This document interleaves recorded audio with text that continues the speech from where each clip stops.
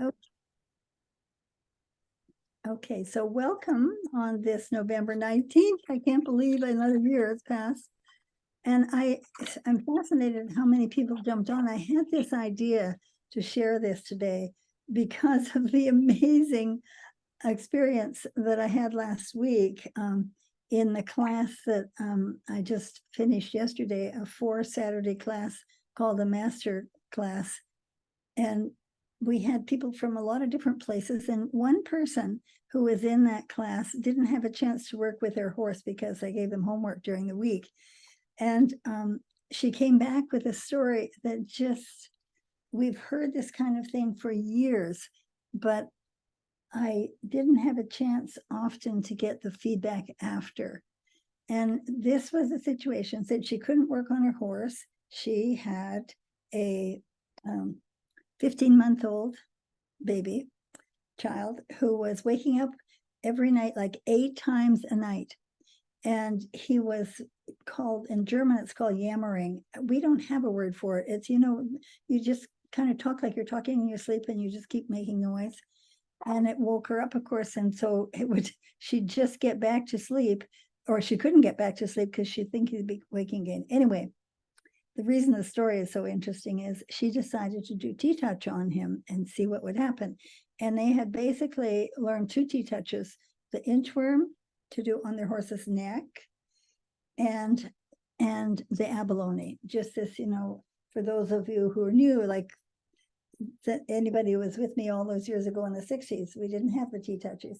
So it's just with your big, like soft, big hand. It's kind of the shape of an abalone shell. That's where I got that idea.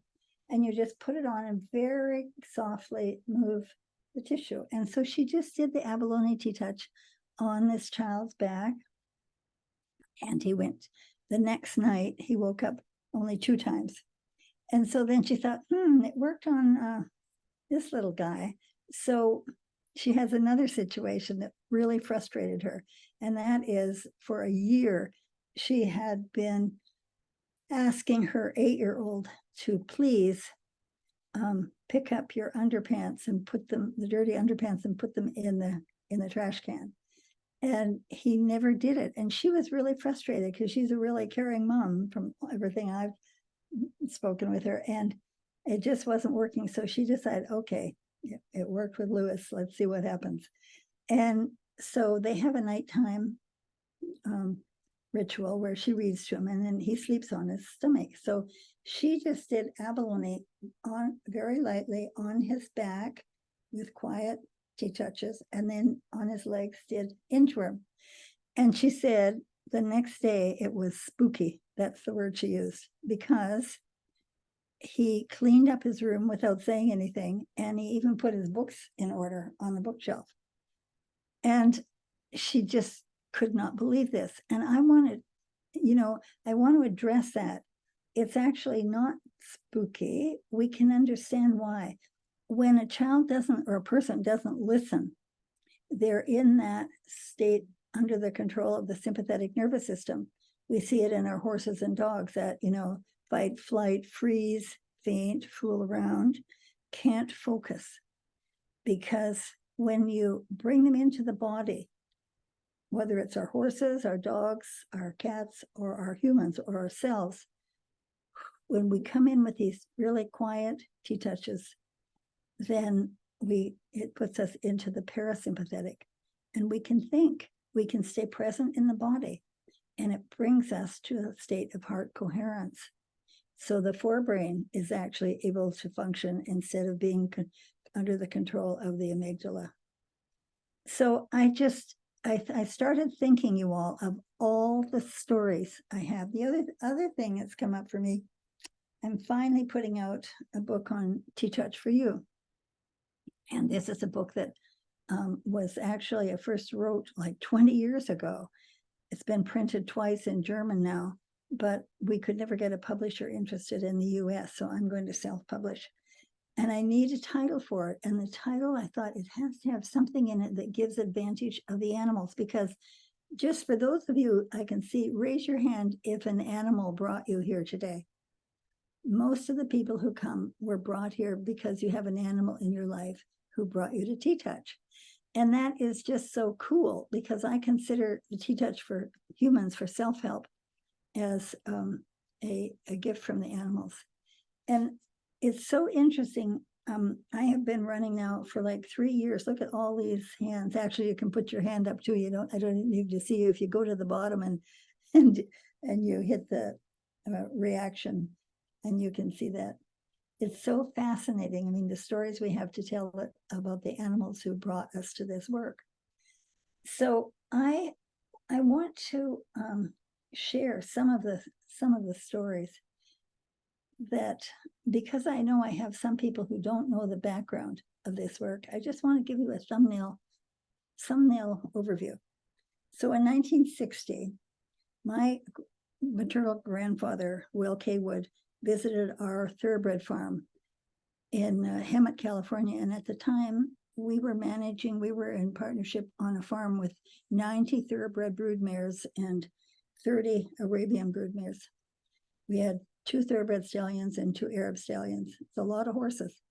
And my grandfather, whom I had never met, as the whole other story, had retired from the race track in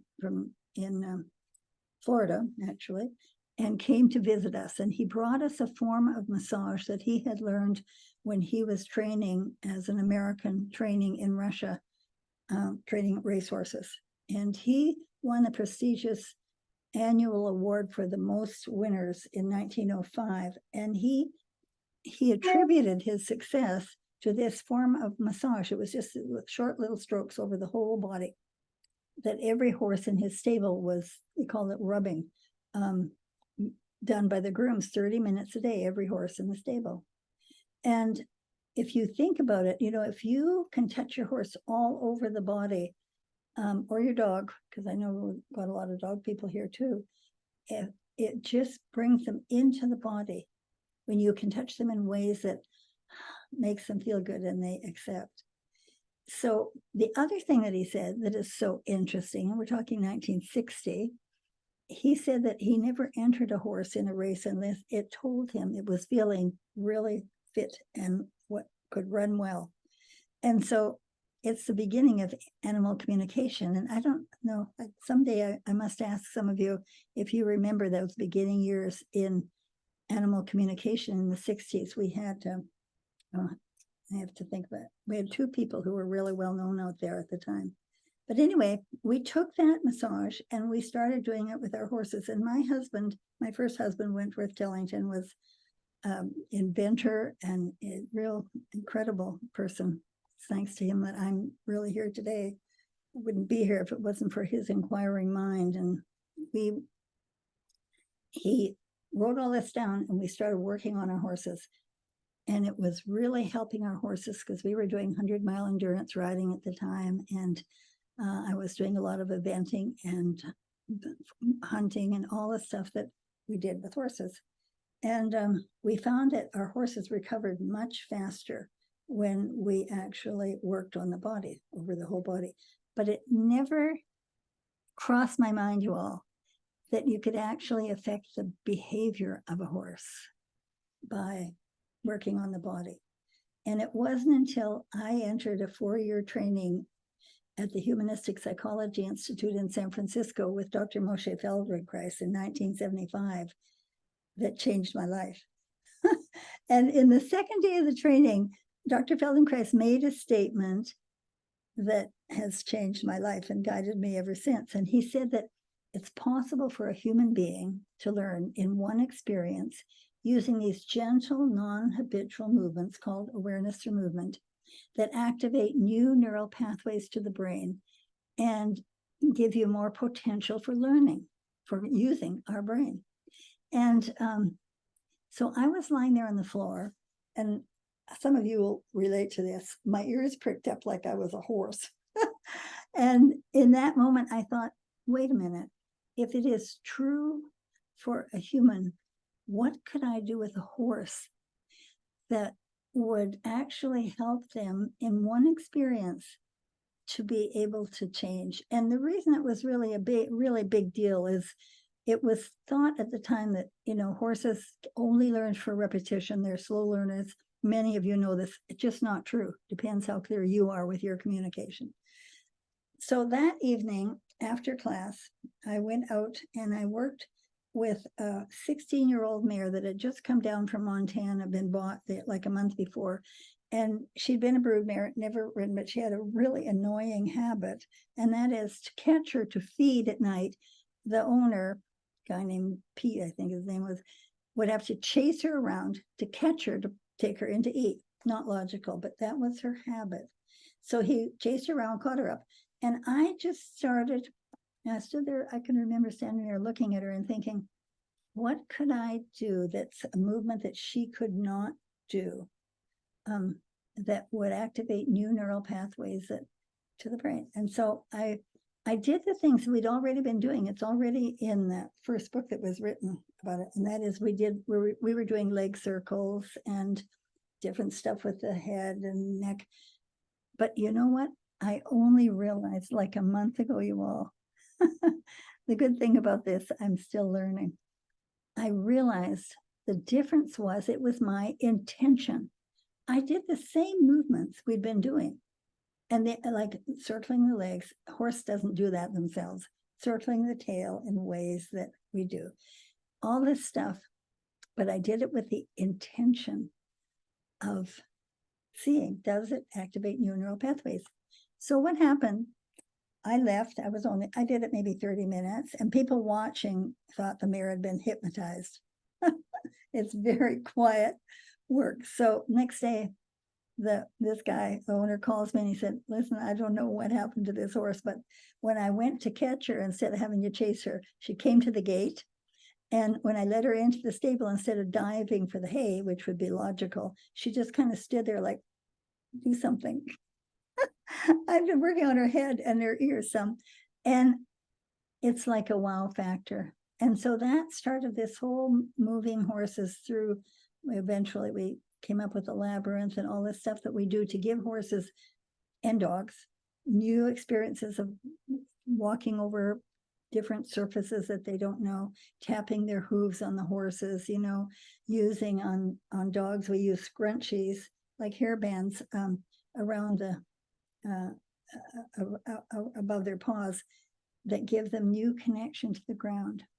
So in that training, in the second year, another big influence that I really want you all to think about, especially since last week when I mentioned this, last 3 weeks ago in the master class, I mentioned this book, and I have him right here on my desk in a box because the influence that it has. This is a book by Sir Charles Sherrington, and Moshe Feldenkrais gave us the assignment after the first year that we would read this book. It's called Man on His Nature.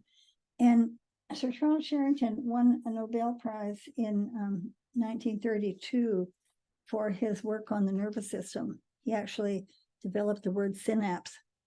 And in his book, I read this concept, and that's what we're all doing here, this concept that every cell in the body knows its function in the body. And that's what I really want those of you who haven't seen me for many years or knew me long before I knew this would get this idea that, wait a minute, you all, just take a look at your hands, your body. We are miracles. Every cell in the body knows its function in the body. It's so fascinating to think of that. And so this concept of cellular intelligence just caught me, and it was just something that stayed with me. I was always looking for clues. Wait a minute. And so I did the Feldenkrais work very successfully with people, and we developed it with the work on the body on the horses. And then in 1983, this is when the TTouch worked for humans. This is where you all came in when I started using the circular touches. And it was at the Delaware Equine Veterinary Center. I was asked to do a weekend workshop because two of the vets, Matthew McKay Smith, some of you know him he was a vet editor for Equus magazine for many years. He was a good friend of mine. And he always thought that only I could do this work, that it wasn't something that anybody could do. So they asked me to do a workshop at their clinic.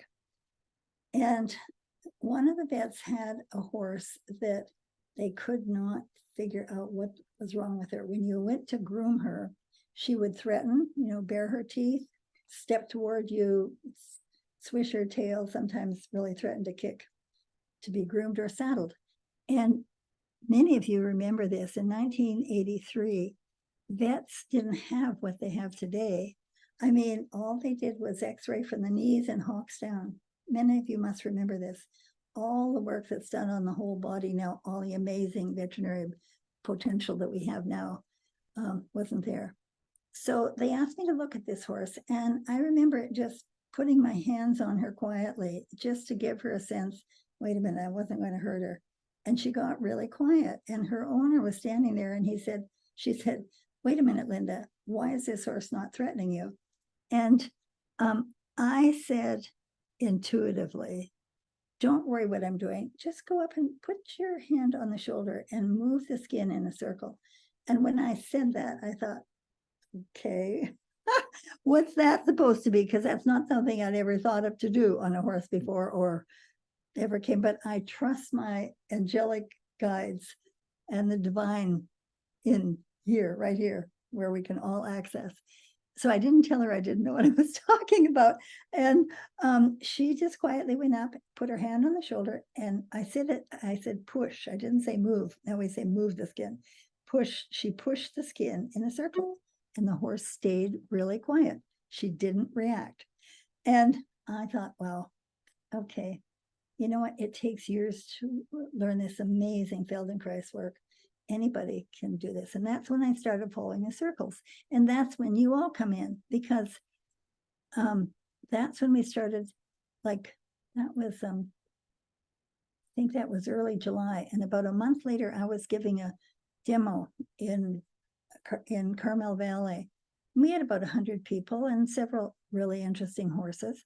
And I started having everybody stand up and just pick a partner, who everybody wanted to do this, and put your hands on the person's back. And I guided them to do these circles on them. Just as simple, it was just move the skin in one circle. Then it wasn't 1 1/4. It came later. So what happened though to those people who were going, how does it feel to be a horse to get these circles? One woman called me like the next week, and she was a massage therapist, and she had a ganglia on her foot, and she hadn't been able to work because it was so painful to stand on. And so she asked me if I thought maybe it would help. I said, I don't know, but I don't think it will hurt you. So she did it, and it went away, and stayed away, because sometimes they go away and they don't stay away. Anyway, they stayed away. I thought, that's kind of interesting. And then another one called me, and her husband, she'd gone home, and her husband, she was telling her husband what she'd been learning. And he said, well, my back is really bothering me. Try some of these circles on my back. And I mean, the rest is history. So we just started sharing this always when I would do a workshop with horses in the beginning. We always shared it with the people. And one of the things, some of you have heard these stories, but I don't think you'll remember this one. In one of the videos that I was making, I was working with a stallion who had a tendency to bite. And those of you who know me know, when horses bite, we don't hit them, we work their mouth. And so we were filming this, it's in my first video. I just worked all around his mouth, and you can work around the outside of your horse's mouth, and, under the gums, just back and forth. So I got a letter, like, I thank God people used to send letters. And anyway, I got this letter from this woman. She said she had been there with her daughter, and she was a redhead, and she had a tendency to fly off the handle. And her daughter said to her mother, the next time you start to lose your temper, work your mouth. And so they wrote me this letter, and she said she's really started to lose it. And she just started to do stuff around her mouth, and it was really, first it made her like really upset because it was weird, but she was able to calm herself. And of course, you know that, or many of you know this, that's what something that we call the magic three: heart hug, ear TTouch, which I'm going to be talking about, and the mouth TTouch. If you have an emotional situation where you have to do something where you're going to cry and you don't want to cry, just very gently work all around your mouth. And you don't have to go in like we do with the horses. Just work, and sometimes if you just take your lips between your forefinger, just try it, and thumb, and just gently move this, you can really quiet your emotions at this time. And for those of you who have a tendency to get overly emotional and you don't want to be that way, do these TTouches, just like not even a minute at a time, from time to time, and just see what happens, because you can help to stabilize your emotional state. And I'm going to tell you a bunch of stories. I'm going to tell you a story about that. And this second one is not about the mouth, but it's about the emotions. And I think it was 2002, I did a series of workshops at the University of Minnesota, the Center for Spirituality and Healing. And their nurses who were enrolled in the master's program could get credit for TTouch. So we did a 4-day TTouch practice. And after the first 2 days, they had to write a paper on some experience that they had and share it with the class. And one of the women had been at a funeral after class, and some woman she didn't even know, was really having a hard time and could not control her emotions. And so this nurse went up to her just quietly and asked her if she could just maybe do something with her. And she put her hand just on the shoulder, because it's a social region that's safe when you're standing there in a group with permission. And she just did a few of the simple clouded leopard touches, just the 1 1/4, moving the skin. So I'm going to do this so you can see better. Just moving the skin. That's it. 1 1/4. We'll talk about why later. It's now the 1 1/4. It's fascinating. And she calmed immediately. And that's the thing. You can do that to yourself. And of course, now with a heart hug, you could be in any situation where you're like overwhelmed, can be from stress, can be from anything that you're having a hard time dealing with. And you can, in less than a minute, you can bring yourself into a place of peace. And we have seen it over and over. And I'm going to ask, actually, after I share some more stories, I want to ask some of you if you have stories that you have been able to use TTouch for yourself or someone else, like in an emergency situation. So this heart hug, I want to tell you how this all started.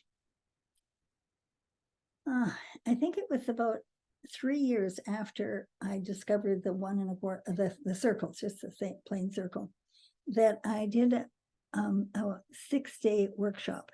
And I co-taught it with Mia Siegel, who is this amazing, sorry, I've got to make sure this amazing, she's one of the most amazing Feldenkrais teachers. So Mia was doing the functional integration on people, and I was teaching TTouch. And at the end of the first morning, one of the women came up to me and said, asked me, did I think that TTouch could help her get over these unfounded fears that she had tried everything to get rid of this feeling of fear in her body. And she was a hypnotherapist herself. And she'd never been able to shake it. And so I said, I don't know if it will help you, but it won't hurt you. See what happens if you just put one hand over the other and just move By then we were already doing a little more than one. We did 1 and a little bit more, now it's 1 1/4. And just see what happens. So she came back after the lunch break with tears in her eyes and said it's the first time that she hadn't felt this overwhelming fear. Interesting. And I gave it the name of the heart hug when I was working with caregivers in Soweto some years later and teaching this to the children, the orphans who come for lunch for 1 meal a day to these amazing caregivers. And we taught them the heart hug because it's like, doing something for yourself. It's like, it's a feeling of Geborgenheit. Those of you who speak German, I love that word. It's really helpful. And that's why we call it the TTouch heart hug. And what we found is that you can release fear, I believe, at the cellular level with this 1 1/4 TTouches over your whole body. And for those of you, and we get a lot of people who've had really hard experiences being badly hurt with horses and really have a hard time getting back on and just stand there and shake, and they have no idea that the fact is that the fear is held in the cells. And those of you who love to read, Dr. Candace Pert wrote the book Molecules of Emotion, and in her book she proved that our emotions are actually held in the cells, and it's through these chemical connections we think it's in our head. So when you have these fears, if you just work on your body and start with the part that is, start talking to this body of all the parts that work and just bring in gratitude, because gratitude overrides fear. And really count your blessings and just talk to those cells. And with some people that I've worked with, and I had one person in the class who said, and she was the last of the 6 classes for dogs, and she was supposed to be and she was graduating, and she said there's got to be something wrong with her because she couldn't do TTouch on herself in the simplest ways. This was before we were doing heart hugs. And so I asked her if she'd ever had a really life-threatening surgery, and she had a cut down her whole middle because she'd had cancer, and they'd done a lot. And ever since then, she can't touch her own body. And that's normal, I believe. With any life-threatening thing, you just can't bring yourself back there, or many people can't. I've worked a lot with this. So what I did was have her work off the body and just ask her cells, if the cells could talk to you, how far away would you dare to have your hand doing these circles in the air like you're going to TTouch? And it was a good 8 inches to start with. And if any of you have these like old scars that were life-threatening, injury or surgery, just start with that and talk to your body off the body, giving your cells the respect that they know their function. And we actually can affect the frequency of the cells. And when there's fear involved, what happens is the communication, and this is my theory, the communication between the cells is inhibited.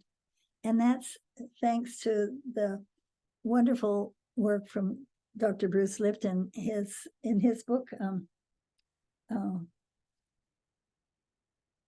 I should have put this down here. Come on, I want to get this name of this book. Spontaneous Evolution. Thank you, Teresa, thank you. Yeah, Spontaneous Evolution. There's one chapter in there that is so incredible about the development of cells that I just really encourage. The book is a long, wonderful read. That book really validated what I had been feeling. And what we found, you can take areas of pain or fear and actually reduce or release the pain yourself or reduce the fear. And I want to read something to you that I just got. It's a definition of TTouch, because until now, we just, well, it's a collection of circular touches and lifts and slides. And that's all we had. I mean, it's, yeah, really.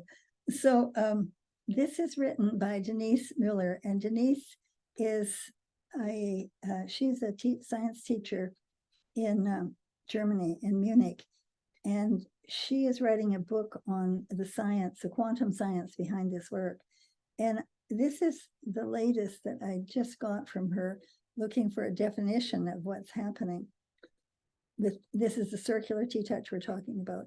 TTouch can penetrate into the depth of our cells, even down to the quantum in our DNA, where they can, for example, dissolve trauma and or fear stored in the cells.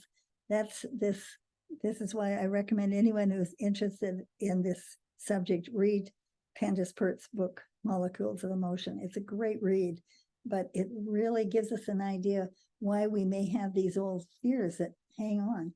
Because if we don't address the body and release the fear there, a lot of times it is too hard to get rid of.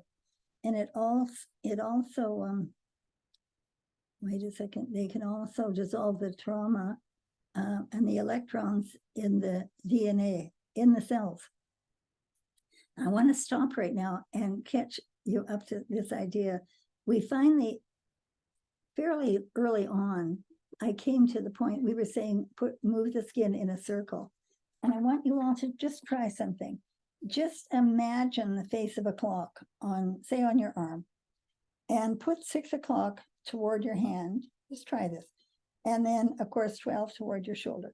Now catch the skin lightly and just move the skin, like do a little scoop, a little quarter of a circle from 6 up to your imaginary 9, up to 12, and then your fingers, straighten, and you'll go to 3 and then 6 and stop.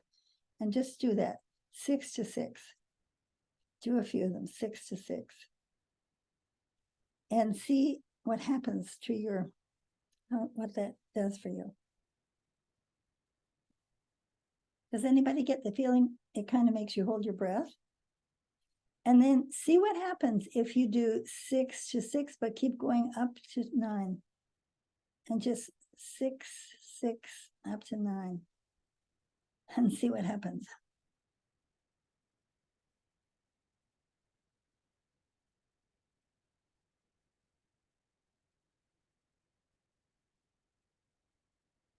Now, let me tell you, when I do this in a group, when I'm working on somebody and they can give feedback to the whole group, it's like, it's like a completion.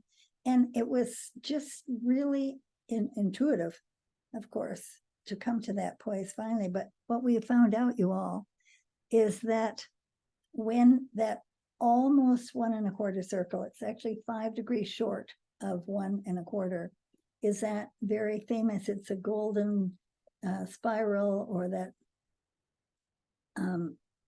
that's in all of nature, it's in our DNA. And so let me read the rest of this, because it's about frequency. And that's what we're talking about here, because we find that we can, I believe we release the pain or the fear because we shift the whole body to the right frequency, ideal frequency for it. So it says here, and so that the cells remember their healthy or ideal vibrational frequency. This is what we're talking about, is frequency. Recovery and healing, whether physical or mental, as well as behavioral changes, are undeniably more harmonious, efficient, and complication-free when body and mind work together toward positivity. This is exactly where the strength of the Tellington TTouch method lies, because its 9 elements provide even stimulation of both physiological and mental. Through carefully placed and rotational impulses of a certain frequency and the stimulation that generated brainwaves of the same frequency, a quasi-symbiotic stimulation takes place which then travels through the body from cell to cell. So that's at this point, it may change because this is a long process. She's writing a whole book on this.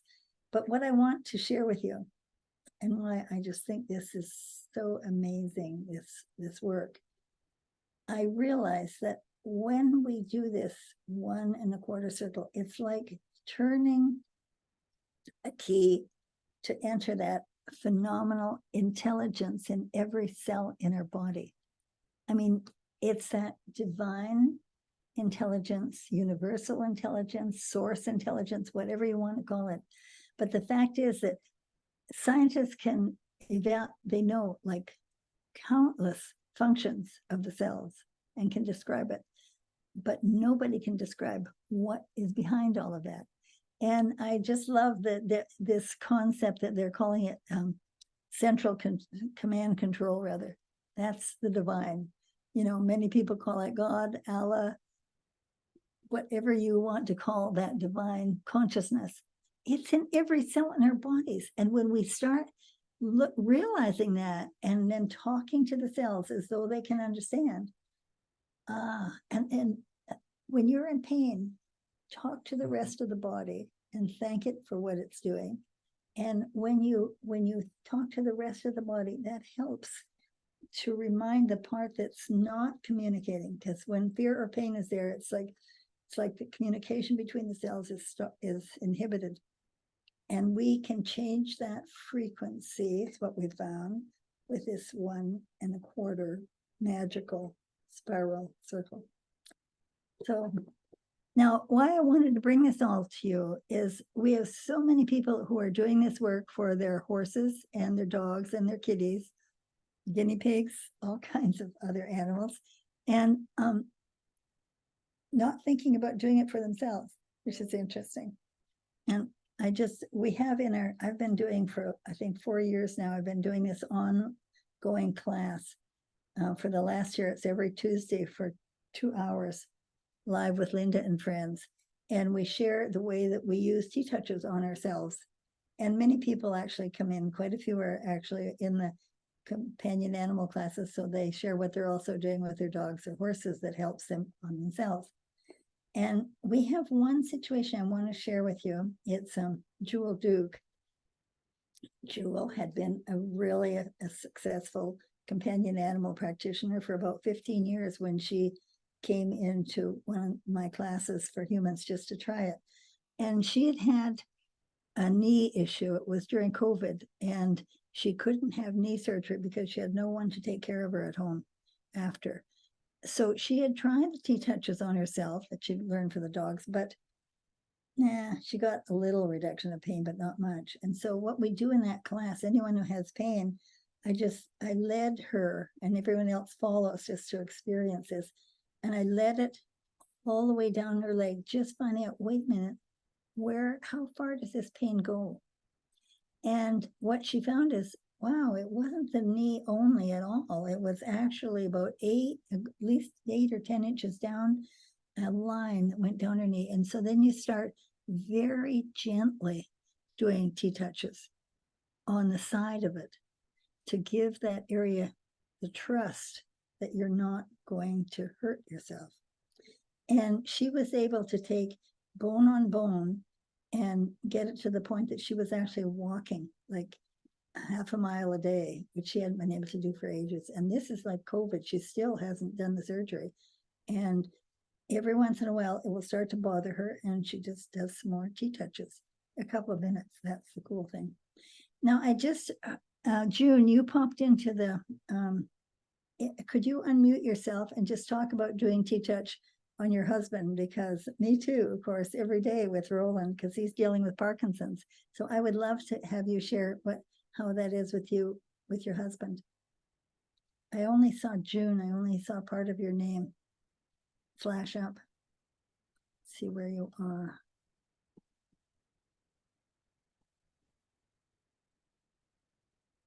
I'm just waiting to see. Would you like to share with us? Holy mackerel, we have 6 rows. We got a lot of people on here.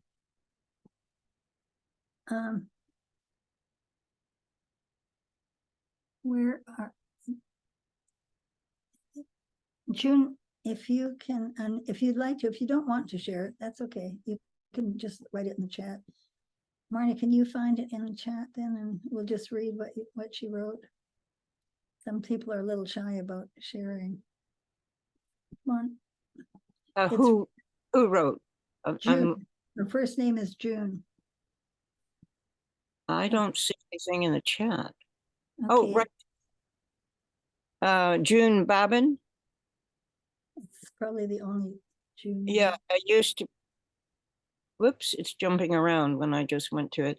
Used to practice TTouch on my husband after 7 days out in oil field rig. When we were first married, he would be sore, but snap back quick. And that's the total of it. Okay, thank you. And it's what I recommend for those of you who haven't worked on your partners. If they're a little reluctant, just say you need some practice and have them give you feedback. Do they want more pressure, less, and where would they like you to work? Because that's in our 9 elements that we have, that is the 9th element is feedback. And the reason that we ask people is, I'll get back where you, here, get me back to the top. Linda, June would talk. She can't unmute, so we need to tell her. So go to the bottom left of your screen, June, and unmute. Just click on the microphone. It's on the very far left on your computer. Well, it's okay, actually, because while you're looking for that, I'm going to ask, I forget now, Krebs, you said you had a comment that you, something that you'd like, I'd love to have you share, because I know you use it with your cat. If you use it for yourself or a person, that would be great. Linda, we also have quite a few hands up too. Okay, thanks. Yeah, I've got so many people in here, I can't see them all. I only see, like 20 at a time, and we've got 6 rows of 20. Can you say, Marnie, just because if you can see the hands, which I can't. If you'll go back to putting yourself on speaker view, you'll see them pop up. But some of the hands were there before when they were just talking, putting your hands up, I think. Are you on full screen where you're viewing everybody? Yes. It's much easier to put it. Hi, you mentioned my name. Yes. Did you put something in the chat? On last Thursday morning, I got a really nasty cat bite. And by the afternoon, it was swelling and getting red and very painful. So I ended up going to urgent care that night. And they gave me antibiotics. And okay, so this is Sunday morning, and it's still, the swelling is just now starting to go down some, but it's still really red and warm where the main swollen part is. Yeah. And I'm just wondering, I've been doing some, of course, first I wasn't thinking, I do it to my dogs all the time, but did I think about doing it to myself right away? But I've started doing it, and I'm wondering if it's around the edges or abalone. Let's see it. Just hold it up and start where it is. Is it go to just the edge of it first, along wherever it is, and do the lightest TTouches, like a 1 pressure, just enough to move the skin. Just 1 1/4, and then move on to the next place. And boy, I'd heard cat bites could be nasty. Little did I know. Oh yeah, and they're terrible infection. But do it so it doesn't hurt. If it hurts, go farther away from the edge of it.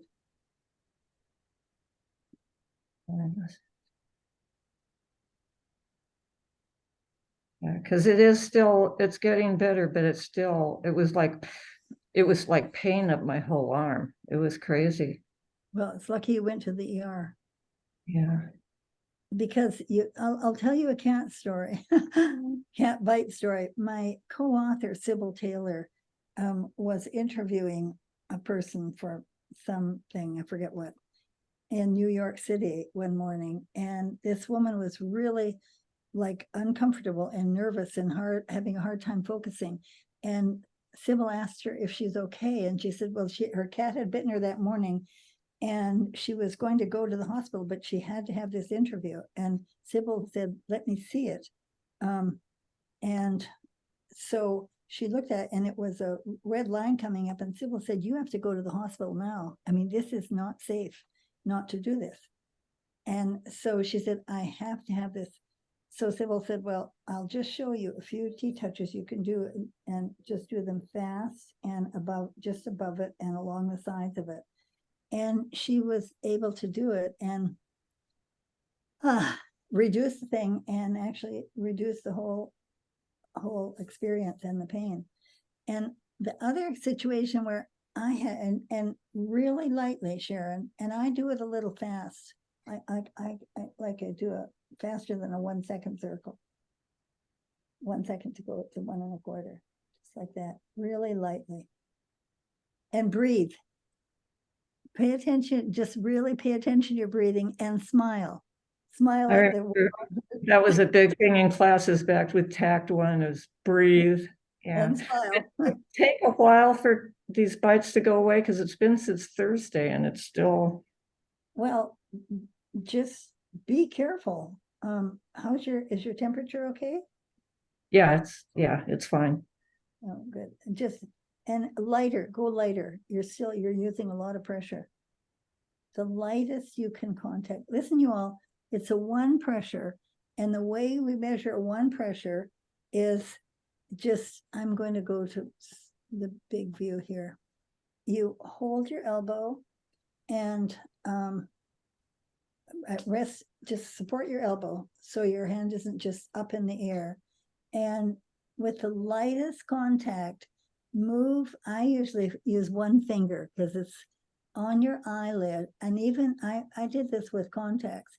Move the skin on your eyelid in 1 1/4 circles with the lightest contact, and that is a 1. It's a 1 pressure, and that's all you should be doing around that. Just this really light movement. So anyway, I was in, this is a great story. I was in Zambia with a friend, and we were there to raise funds for a chimpanzee sanctuary. And we were there for 10 days. And one morning we went out with the chimps, because all the chimps that were under like 3 years old would go out into the forest with the caregivers. And we were 2 of the, of course, volunteer caregivers. They would take us by the hand, and some of them wanted you to carry them. And they were so funny. And when we were out there, there was a visitor to one of the volunteers, and one of the chimps ran and grabbed her camera and ran away with it. And she yelled at it, and one of the other males came and bit her on the knee, like really hard. And they're very dangerous bites. I mean, as bad or worse than cat bites. And we're out in the bush and have nothing, no first aid, nothing. And of course, she was terrified. And so I just showed her this TTouch. We just did this fast 1 1/4, touched it all around it. It never swelled. It never got red. We just stopped that. And this is the thing with so many, you just keep moving all around it, wherever that was. It was amazing. But we've seen this over and over. And in this day and age, you all, we need to have ways to take care of ourselves. That is the thing. And so I really encourage you, Marnie, I'm going to ask you, if you don't mind, in just a short way, I'd like Marnie, because Marnie's been doing this work since she and I met in 1984. And she's been doing this work with horses and dogs and for many, many years, and rescuing many, many dogs, and working with her wonderful partner, Dr. Tom Beckett, for years with animal rescue and veterinary work. And Marnie never thought to do the work on herself before. Isn't that interesting? Of course, we don't. So would you be willing to talk about it, Marnie? Well, it's kind of embarrassing, but being a horse person, you just keep going. There's no time for, I mean, you don't worry about yourself. You have so much work to do and animals to work with. And I was working in the vet practice too. And so a few years ago, I ended up having leg surgery. And afterwards, nobody bothered to tell me I might not be able to walk, which was a shock for people that are pretty, well, for anybody, come on. And so, and I was just taken aback that I was 10 days in the hospital with a horrible experience with medicine I was violently allergic to, but they couldn't figure it out and didn't stop putting it on the site. It was a mess. And so I kind of had PTSD a little bit from going through that. They just kept doubling my morphine and going and continued to pour this stuff in there, whatever. Anyway, and so I couldn't touch it. I wanted it to go away. I was angry. I was upset. I mean, I was a mess. I've never had my body betray me, I guess is what you'd say. And I did not. I have lots of friends that do TTouch.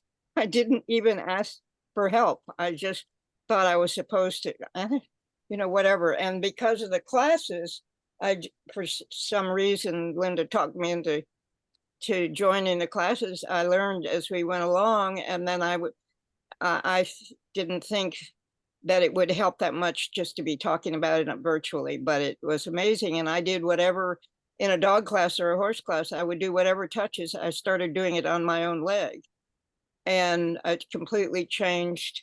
I've never been interested in humans. It was only animals. And I now have learned an incredible amount of working on myself and learning different touches that would have helped and that do help. I still have problems, but it's amazing, including the obstacle work. Also, I use that some to relearn to walk. And all of this was all I had access to, but I just didn't get it until I started maybe started doing the virtual classes we had during COVID. And just whatever we were doing, I didn't have an animals and so I started doing it on my leg, and it's been a miracle. I'm not running yet, but I actually close. Close. Thank you, Marty. The thing is that it's this concept of learning the basics for ourselves to take care of ourselves in this time, knowing that with ear TTouch, we can do so much. And what I'm going to do, because I have to jump in a Uber and go to Wellington as soon as we finish this, I'm going to work on a really interesting horse. And I would like to continue this next week. I'm going to do this again. Oh no, is it Thanksgiving? We could still do it Thanksgiving on Sunday, right? Because what do you think, Marnie?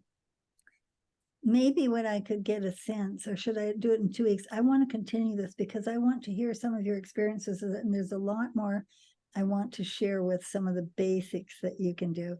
And I'd like to, yes, if you could put in the chat, Ivana, I see your hearts. Thank you. This is great. I'd like, oh yeah, Thanksgiving is alone for actually some people. I'm going to do something special on Christmas too, just for those people who are alone. And so next Sunday, we're going to continue this, and I'm going to hear, questions or yes. And here's someone who's a chiropractor, and yes, please. Okay. You guys, you can't imagine how much I love doing this and sharing this. And I'm going to read something next week that's written by one of our practitioners for 30 years about how this work is a mystery. And it is a mystery. And I want to leave you today, especially coming up to Thanksgiving, but anytime, with this idea, we are divine miracles. And I want to share with you how I came to this realization. It's so simple, actually. And when we talk to this body, no matter what's going on, and we thank the parts that are working, and the fact that we have something that we can do to help ourselves, that's a miracle. That's a miracle to give thanks for. And I'm blessings to be here, and I see you fella, and I love your connections in the chat. Thank you. So we'll continue to be continued in next Sunday. Have a great time, and just I'm not coming up on the screen, so I can't see myself suddenly, even as speaker. But just if you can see me, put one hand over the other and imagine the face of a clock here. Take that imaginary clock off the wall and put it here. And I'll tell you next week why, those of you who don't know, why it makes a difference if we imagine that clock there and how it affects our entire beings when we do that. And just catch the skin very lightly at your imaginary 6 o'clock toward the ground and move it 1 circle and a quarter. Take a deep breath and smile. The reason we smile is the smile activates our feel-good hormone, the serotonin, that affects our entire body. And the light contact has been shown to activate the most oxytocin, that Dr. Bruce Lipton is calling the trust hormone. It's learning to trust your body, trust yourself. So thank you all for being here. It's just such a joy to be here with you all. And if you have anything you want to just write in the chat, and I'll read when I get back from Wellington. Super. Have a great week and a wonderful, wonderful Thanksgiving. Blessings to you all. And Sharon, will you let me know how that goes? Don't just keep doing it, keep breathing and keep smiling and keep giving it thanks, and talk to all the parts around that are feeling okay, and just talk to those cells and get that communication connection between the cells, because the cells know what to do when you get that, support them with that frequency. Blessings on you all. Thank you. Aloha. I'll end the recording. Ciao, ciao. Oh, hey, Teresa. I love you so much. Hey, Teresa, Yeah. I put your oil on my hair this morning. I was thinking of you. Thank you. See you tomorrow, hopefully. Yeah, of course. Perfect. Yeah, I'll be there. Okay. Bye-bye. Great. Ciao, ciao. Ciao, ciao. Yes. Stop the recording.